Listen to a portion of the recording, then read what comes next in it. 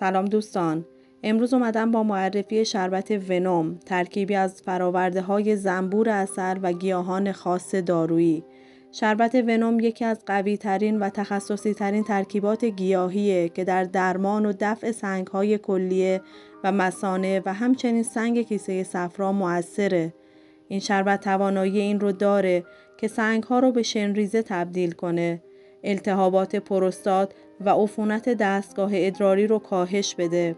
همچنین بر روی مواردی مثل روماتیسم، نقرس، پروستات خشکیم، سیستم گوارش، روند سنگسازی بدن، نارسایی کبد و کلیه و مثانه تأثیر بذاره.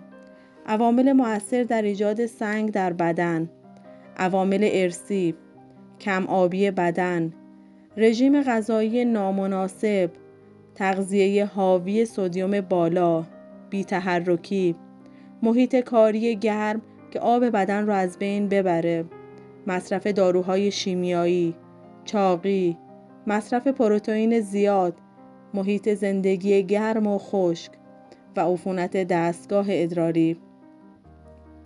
علائم و نشانه‌های سنگ کلیه: درد شدید در ناحیه شکم، کمر و پهلو که به علت حرکت سنگ به سمت مجرا اتفاق میفته، وجود خون در ادرار، درد متناوب در طول ادرار، ادرار بدبو و تیره، عدم توانایی در کنترل مثانه، حالت تهوع و استفراغ شدید، عفونت دستگاه ادراری. به طبیعت اعتماد کنیم. شاد و موفق باشید.